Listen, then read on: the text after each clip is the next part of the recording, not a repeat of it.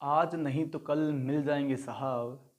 सपने हैं, सपनों को पीछे छोड़ना थोड़ी पड़ता है।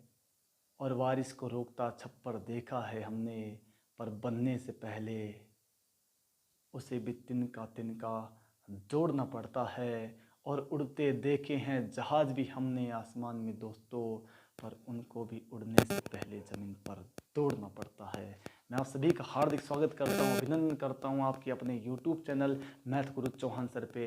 मेरे प्यारे विद्यार्थियों, जैसा कि मैंने आपको बताया है कि आपकी मैथ से जुड़ी हर एक समस्या के समाधान के लिए अगर कोई उपयुक्त प्लेटफॉर्म है तो वो है मैथ गुरु चौहान सर। मेरे प्यारे बच्चों, कल भी मैं आप लोगों के साथ में खड़ा था, आज भी आप लोगों के साथ खड़ा हूँ और आने वाले फ्यूचर में भी मैं आप लोगों के साथ इसी हिम्मत के साथ में और इसी एक सकारात्मक विचार के साथ में आप लोगों के साथ में खड़ा रहूँगा।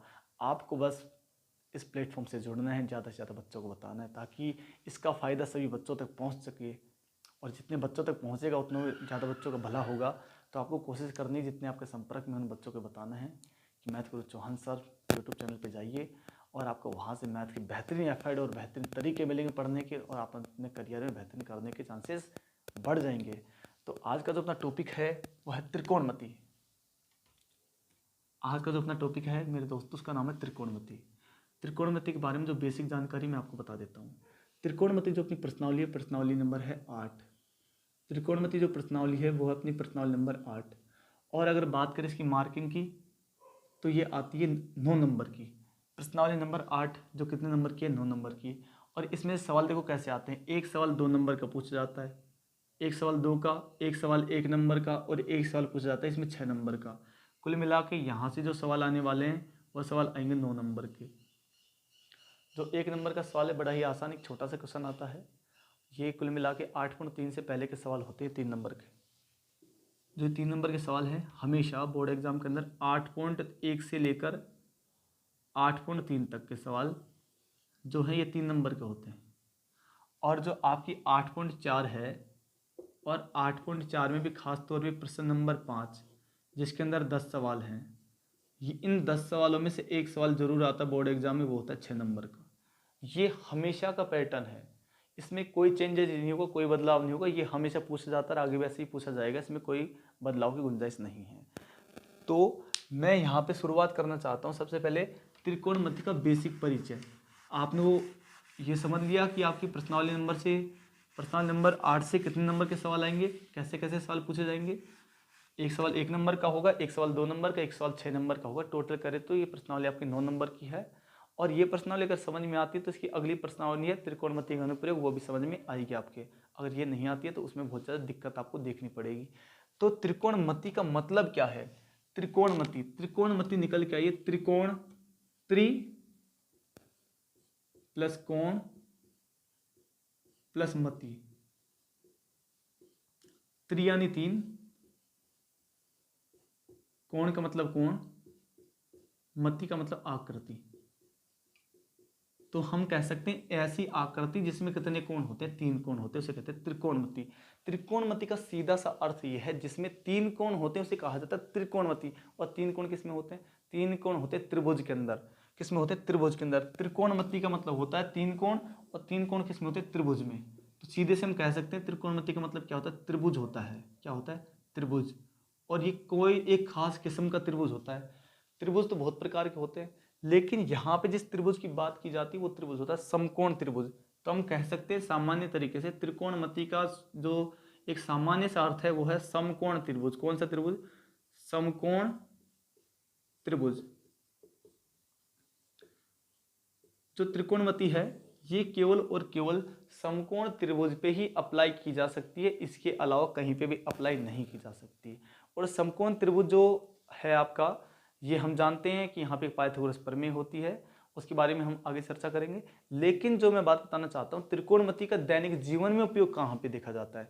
त्रिकोणमिति का दैनिक जीवन में उपयोग हम देखते हैं जितने भी मकान या ब्रिज या फिर रोड के मैप बनाए जाते हैं, आर्टेक जो इंजीनियर होते हैं, आर्टेक इंजीनियर अपने जो भी आर्टेक नक्शे वगैरह बनाते हैं, भले वो मकान का नक्शा हो या फिर किसी ब्रिज का मैप हो या फिर किसी रोड का मैप हो, ये सारे बनाने के लिए त्रिकोणमिति का उपयोग होता है। या फिर हम युद्ध देखते हैं कि दो देशों के बीच में, जैसे यूक्रेन और रूस के बीच में जो युद्ध हुआ था, ऐसे कहीं पे जितने भी देश होते हैं जिनके बीच में कभी युद्ध होता है तो वहाँ पे त्रिकोणमिति का उपयोग कहाँ किया जाता है। जैसे कोई आपको मिसाइल यहाँ से लॉन्च करनी है, यहाँ से कोई आपको सैटेलाइट भेजनी है, कितनी दूर भेजनी है, कितने एंगल पे उसको भेजा जाए ताकि वो अधिकतम दूरी पे जा सके, ऐसी चीज़ों के अंदर त्रिकोणमिति का उपयोग देखने के लिए मिलता है।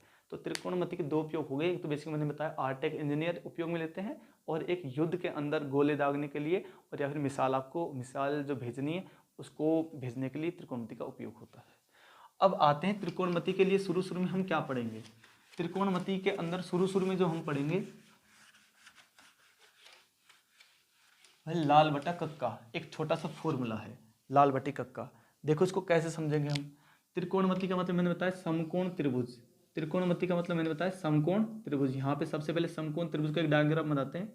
ये हमने एक डायग्राम बनाया समकोण त्रिभुज का। यहाँ पे इसे कहते कर्ण, इसे कहते आधार, और इसे कहा जाता लंब। ये लंब है, ये आधार है और ये कर्ण है। यहाँ पे एक सूत्र हम पढ़ेंगे जिसे कहा जाता है लाल बटे कक्का। पहले मैं हिंदी में लिखता हूँ यहाँ पे लाल बटे कक्का, ताकि उसको समझना और भी आसान हो जाए। लाल बटे कक्का, ये एक फॉर्मूला होता है लाल बटे कक्का। तो क्या किया गया त्रिकोणमिति के अंदर, त्रिकोणमिति के अंदर इसे कहा गया कर्ण, इसे कहा गया आधार और इसे कहा गया लंब। इसे कहा गया लंब, ये कर्ण हो गया, ये आधार हो गया। तो फिर आपसे कहा जाता है कि यहाँ पे लाल बटा कक्का है, ये कहाँ पे उपयोग में लेंगे, कैसे समझेंगे इसको। देखो यहाँ पे जो ये एल है किसको दिखा रहा है, लंब को, और ए किसको दिखा रहा है, आधार को, के किसको दिखा रहा है, कर्ण को। जो यहाँ पे शुरू में जो ये लंब और आधार का अनुपात है, उसके बाद में आधार और कर्ण का अनुपात, उसके बाद में लंब और आधार का अनुपात है। यहाँ पे हम अनुपातों की अगर बात करेंगे तो यहाँ पे हमको 6 अनुपात दिखाई देंगे। देखो भैया कैसे अनुपात दिखाई देंगे, 6 अनुपात ऐसे दिखाई देंगे हमको। शुरू में जो अनुपात बन रहा है वो बन रहा है लंब का और कर्ण का, पहला अनुपात। दूसरा अनुपात जो बन रहा है हमारा वो बन रहा है आधार और कर्ण का। तीसरा अनुपात जो हमारा बन रहा है वो बन रहा है लंब बटे आधार का। चौथा बन रहा है हमारा, उल्टा कर देना यहाँ से, आधार बटे लंब का।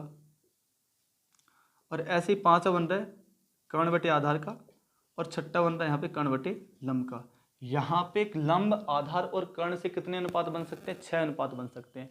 इसीलिए त्रिकोणमिति के अंदर हर एक अनुपात को दिखाने के लिए, रिप्रेजेंट करने के लिए वहाँ पे एक विशेष फलन का उपयोग में लिया गया, विशेष फंक्शन का उपयोग लिया गया है, जिसको यहाँ पे जो लंब और कर्ण है इसके अनुपात को दिखाया जाता है साइन से। किससे दिखाया जाता है, साइन से।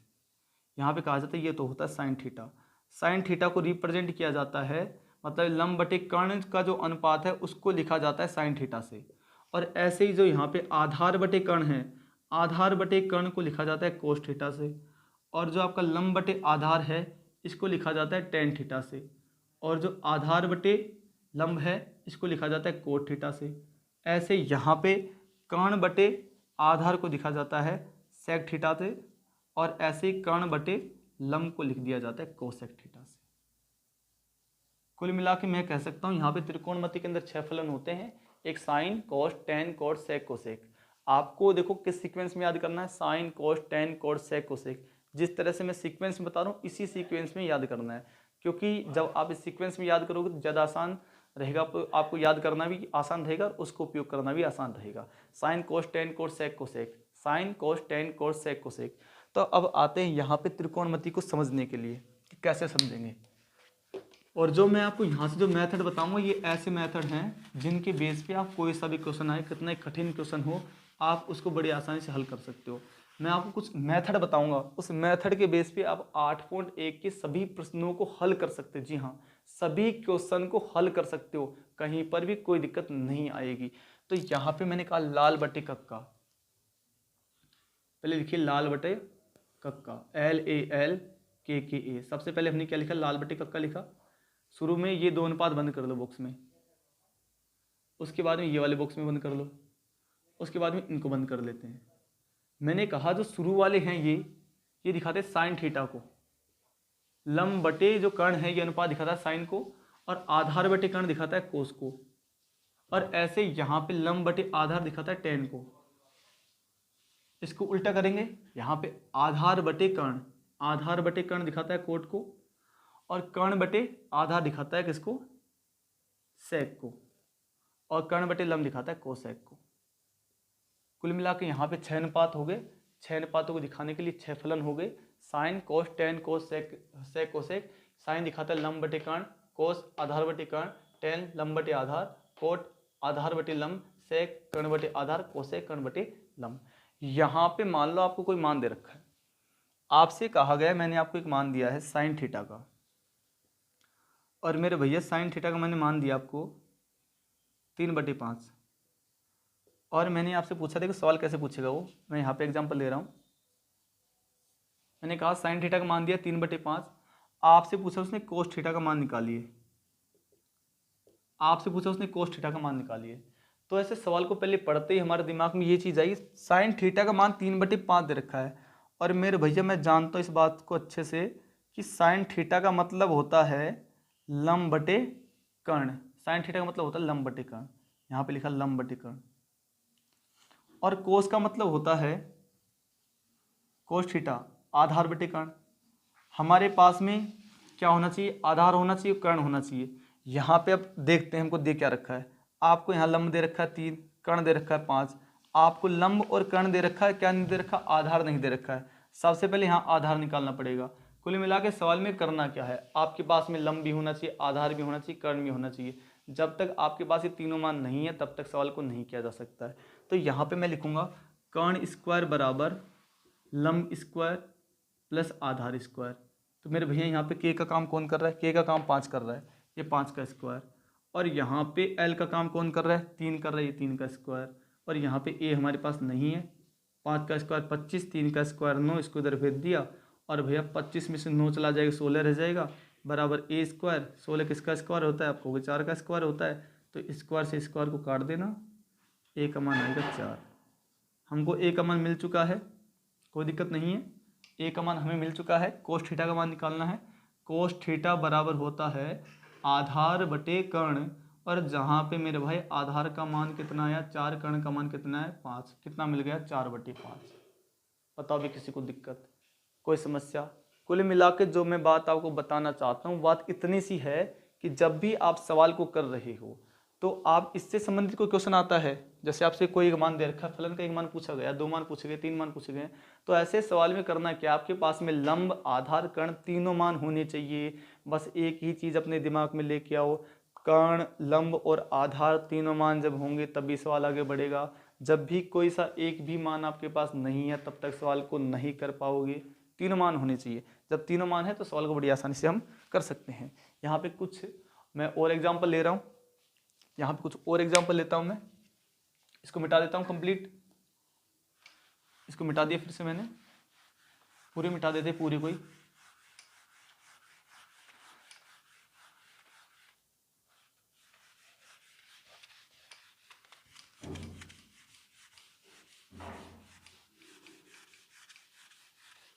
अब की बार यहाँ पे एक नया सा सवाल लेंगे, अच्छा सा प्यारा सा मासूम सा क्वेश्चन लेंगे ताकि हम उसे आसानी से समझ सके, और ऐसे सवाल जितने भी किताब में दे रखे हैं उन सवालों को बड़ी आसानी से हम कर सके।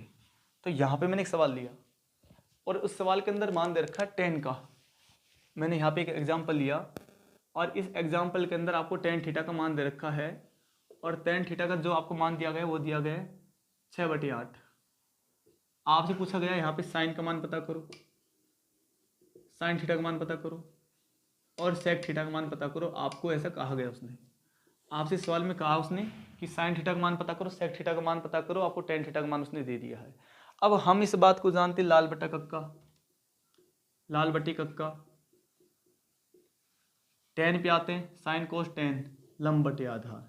तो जो आपका tan थीटा है ये किसके बराबर होता है, लंब बटे आधार के बराबर होता है। ये 6/8, ये हो गया L, ये हो गया A। आपसे पूछा क्या, साइन पूछा है, क्या पूछा है, सेक पूछा है। साइन के लिए क्या क्या होना चाहिए, लंब होना चाहिए, कर्ण होना चाहिए, कर्ण नहीं है अपने पास में। तो मैं तो यही कह रहा हूँ, जब भी क्वेश्चन देखो क्वेश्चन के अंदर सीधे ही पहले तीनों मान निकाल लो। यहाँ पे 2 मान तो दे रखे हैं, कर्ण का मान नहीं है, पहले कर्ण का मान निकालते हैं, उसके बाद में सवाल पे आएंगे, क्योंकि जब तक कर्ण का मान नहीं है तब तक सवाल आगे नहीं बढ़ पाएगा। इसको मैं मिटा देता हूँ। अब देखिए, हम जानते हैं कि कर्ण का स्क्वायर, कर्ण स्क्वायर बराबर लंब स्क्वायर प्लस आधार स्क्वायर। यहाँ पे के नहीं है, जबकि यहाँ पे एल का मान 6 दे रखा है, ए का मान 8 दे रखा है। 6 का स्क्वायर 36 बनेगा, 8 का स्क्वायर 64 हो जाएगा। तो यहाँ पे टोटल हो जाएगा 100। 100 कितने का स्क्वायर होता है? 10 का होता है। स्क्वायर से स्क्वायर कैंसिल, के का मान आ गया 10।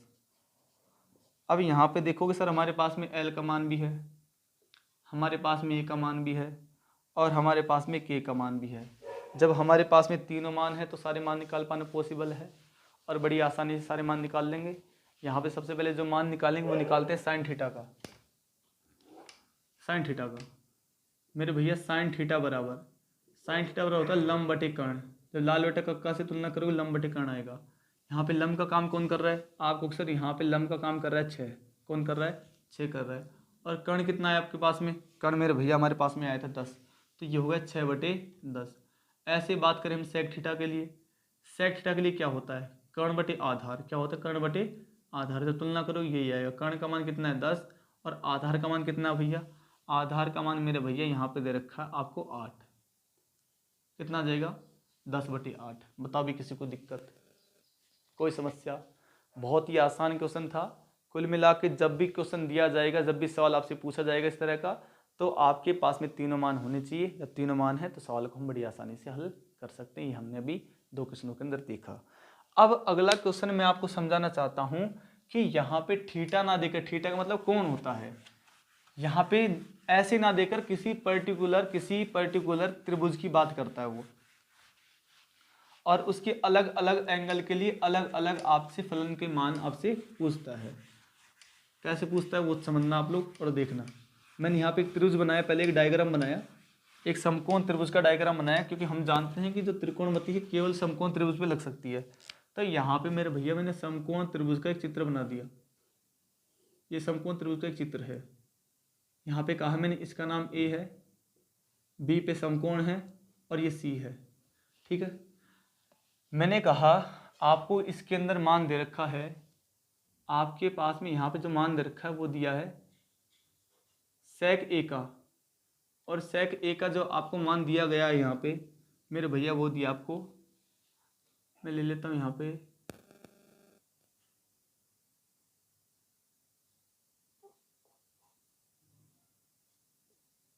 13/5।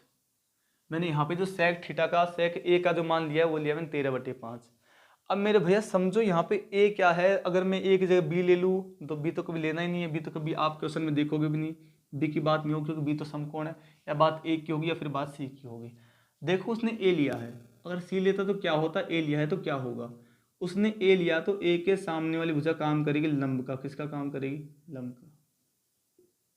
सबसे बड़ी वाली भुजा क्या होती है? समकोण त्रिभुज में कर्ण होती है। ये लंब हो चुका है तो ये क्या हो जाएगा? आधार। बात आई समझ में? अगर मान लो समकोण त्रिभुज के अंदर ऐसा होता कि जहाँ पे उसने लिया है ए, हम ए की जगह क्या ले लेते? सी लेते। हम लेते ए की जगह सी, तो जब ये सी लेते तो ये क्या हो जाता? लंब हो जाता। कोण के सामने वाली भुजा लंब का काम करेगी, बड़ी वाली साइड हमेशा कर्ण रहेगी। बड़ी वाली साइड तो हमेशा कर्ण रहेगी, इसमें तो कन्फ्यूज होना ही नहीं है। कोण के सामने वाली भुजा क्या हो जाएगी? लंब हो जाएगी, और जो रह गया वो आधार। तो हमेशा कोण के सामने वाली भुजा क्या होती है? लंब होती है। ये आपको ध्यान रखना है, कोण के सामने वाली भुजा लंब का काम करेगी, इतना सा आपको ध्यान रखना है। तो यहाँ पे हम जानते हैं सेक थीटा बराबर क्या होता है? सेक थीटा बराबर होता है कर्ण बटे आधार। ठीक है, तो यहाँ पे आपसे मान लो पूछ लिया गया है कि आपको निकालना है, आप सबसे पहले साइन ए का मान निकालना है, कोस सी का मान निकालना है, आपको यहाँ पे tan ए का मान निकालना है। ये 3 मान आपको निकालने हैं, ये तीनों मान आपको निकालने हैं। ठीक है, तो यहाँ पे आपको सेक का मान दे रखा है और सेक ए का मान दे रखा है। तो आपने कहा मुझे सेक ए का मान मतलब कि कर्ण और आधार का अनुपात दे रखा है, जहाँ पे कर्ण का काम कौन कर रहा है? 13 कर रहा है। कर्ण का काम कौन कर रहा है? 13। और आधार का काम कौन कर रहा है? आप कहोगे सर आधार का काम यहाँ पे 5 कर रहा है। ठीक है, यहाँ पे के का मान है 13 और ए का मान है 5। आपके पास में किसका मान होना चाहिए? एल का मान। मैंने कहा आपके पास में के, एल और ए तीनों मान होने चाहिए। जब तक तीनों मान नहीं है तब तक सवाल को हम आगे किसी भी स्थिति में नहीं बढ़ाएंगे। तो यहाँ पे तीनों मान होने चाहिए। कर्ण का दे रखा, आधार का दे रखा, लंब का नहीं दे रखा। हम जानते हैं चूंकि कर्ण स्क्वायर बराबर लंब स्क्वायर प्लस आधार स्क्वायर, के का काम कौन कर रहा है, 13 कर रहा है। आपके पास में एल तो है नहीं, लेकिन आपके पास में ए कितना है, 5 है। 13 का स्क्वायर 169, 5 का स्क्वायर 25, इधर भेज देना। 169 माइनस 125, 144 बचेगा, बराबर एल स्क्वायर। 144 कितने का स्क्वायर होता है, तो आप कहोगे सर 144 स्क्वायर होता है 12 का। स्क्वायर से स्क्वायर कैंसिल और एल का मान यहाँ पे मिल गया 12। मेरे भैया एल का मान 12 मिल चुका है, बताओ भी किसी को दिक्कत। मैंने कहा था तीनों मान होने चाहिए, क्या आपके पास में तीनों मान है, तो आप कहोगे जी सर हमारे पास में तीनों मान दे रखे हैं, तीनों मान हमने निकाल लिए, दे तो नहीं थे लेकिन हमने निकाल लिए। अब भैया आते सवाल पे। अब सवाल के अंदर आपको निकालने कौन कौन से मान हैं। सवाल में हमें मेरे भैया जो मान निकालने हैं वो यहाँ पे लिखते हैं। एक निकालना साइन का, एक निकालना है कोस सी का, एक निकालना है टेन ए का। देखो साइन ए का मान निकालना है। साइन बराबर होता है लंब बटे कर्ण। देखो मेरे भैया सवाल को समझो, साइन ए का मान निकालना है। कौन सा कोण आ रहा है, आप कहोगे सर कोण आ रहा है ए के सामने वाली भुजा लंब का काम करी, मतलब लंब का काम कौन कर रहा है, बीसी कर रहा है। कौन कर रहा है, बीसी। और कर्ण तो हमेशा सबसे बड़ी वाली भुजा कौन है, एसी। तो यहां पे मुझे बताइएगा, पहले यहां पे आप अपने मान को लिख दो। जो आपके पास में कर्ण है, कर्ण कितना है, 13। और ए कितना दे रखा था, पहले ए का मान 5 दे रखा था। और यहाँ पे आपको एल का मान कितना दे रखा है, एल का मान दे रखा है 12। तो मेरे भैया बताइए बीसी का मान कितना है, बीसी का मान कितना है, 5। एसी का मान कितना है, हम कहेंगे एसी का मान सर दे रखा है 13। ऐसे मान निकालो कोसी का, कोसी आधार बटे कर्ण। कौन सा कोण ले रहे हो, सी ले रहे हो, ए थोड़े ले रहे हो, सी ले रहे हो। और जब भी सी लोगे तो वापस फिर से चेंज हो जाएंगे लंब और आधार। जब सी लोगे तो ये हो जाएगा लंब, ये आपका लंब हो चुका है, ये लंब तो ये आधार। तो यहां पे आप कहोगे सर आधार बटे कर्ण मतलब कि बीसी बटे एसी, बीसी बटे एसी। वापस बीसी का काम कौन कर रहा है, 5। और आधार का काम, कर्ण का काम कौन कर रहा है, 13। इसके बाद में क्या निकालना है, टेन ए निकालना है मेरे भैया। टेन ए लंब बटे आधार, कौन लिया फिर से ए। जब वापस ए ले लिया आपने तो वापस कौन कौन चेंज हो जाएंगे, आधार और लंब चेंज हो जाएंगे। इसके सामने वाली भुजा ये बन जाएगी लंब, ये हो गई लंब आपकी, और ये हो गई आधार। तो आपको क्या करना है, टेन ए बराबर लंब बटे आधार। लंब का काम कौन कर रहा है, बीसी कर रहा है। आधार का काम कौन कर रहा है, ए बी कर रहा है। बीसी का मान कितना है, 5। ए बी का मान कितना है, 12। कितना आ गया, 5 बटे 12। ये हो गया आपका सवाल। तो ये बहुत ही आसान से क्वेश्चन है, ये ऐसे ही क्वेश्चन हम बार बार में करेंगे। और अगर आपको ये समझ में आ गया है तो आप 100% श्योरिटी के साथ में 8.1 का हर एक क्वेश्चन को कर सकते हो बड़ी आसानी से, केवल मात्र सवाल नंबर 6 को छोड़कर। सवाल नंबर 6 थोड़ा अटपटा क्वेश्चन है, उसको मैं करवाऊंगा यहाँ पे। और बाकी आप लोगों को करना है, प्रैक्टिस करनी है। फिर आपको कहना है कमेंट बॉक्स के अंदर, क्या कमेंट करना है, सर कि ये यहाँ पे हमने 8.1 में ये सवाल करने की कोशिश की लेकिन ये सवाल तो हो गए, ये सवाल नहीं हुए, तो इन सवालों को आप करवा दीजिए। तो मैंने उन सवालों को फिर करवा दूंगा। तो बड़ा आसान है करना, बहुत ही आसान क्वेश्चन आएंगे वहाँ पे। तो कुल मिला के आपको कंसेप्ट समझ में आना चाहिए। अगर कंसेप्ट आपके समझ में आ गया तो 100% आप कोई सा भी क्वेश्चन हो, कितना कठिन क्वेश्चन हो, उस कठिन से कठिन सवाल को भी कर सकते हो। देखो सवाल को समझाने की अलग चीज़ है, जब भी सवाल को समझाया जाता है तो हम एक सवाल ही सीख पाते हैं। लेकिन अगर कंसेप्ट को बताया जाए, अगर वहाँ पे मेथड को बताया जाए, तो उसके बेस पे हम बहुत सारे क्वेश्चन करने की एक असामान्य योग्यता, एक असामान्य क्षमता हासिल कर लेते हैं, एक एबिलिटी हासिल कर लेते हैं। और मैं चाहता हूँ ये एबिलिटी हर एक बच्चा हासिल करे, हर एक बच्चे तक पहुँचे। तो आपने देखा कि जो मैं यहाँ पे पढ़ाता हूँ, क्या बताता हूँ, कंसेप्ट बताता हूँ आपको, तरीके बताता हूँ, सवाल कैसे हल होते हैं, सवाल को करने के क्या कंसेप्ट होने चाहिए। ये चीज़ अगर आपके समझ में आ रही है तो सवाल को आप बड़ी आसानी से हल भी कर सकते हो और आसानी से अच्छे नंबर भी ला सकते हो। तो बाकी जुड़े रहिए मेरे साथ में इसी उम्मीद के साथ में कि आपको मिलेगा यहाँ से बेहतरीन कंसेप्ट, बेहतरीन तरीके, क्योंकि आपके साथ में हैं आपके अपने चहेते रणवीर सर। और आपको कोई दिक्कत वाली बात नहीं है, जब भी आपको कोई समस्या आए तो आप कमेंट बॉक्स में कमेंट किया करो। मैं आपका हमेशा आपके प्रोटेक्शन के लिए, आपके सहारे के लिए, आपके जज्बे और जुनून के लिए आपके साथ हमेशा खड़ा रहूँगा। जब भी आपको दिक्कत आती है याद करना मुझे, आपकी दिक्कतों को ख़त्म करने के लिए मैं आपके साथ हमेशा हूँ, आपके दोस्त की तरह।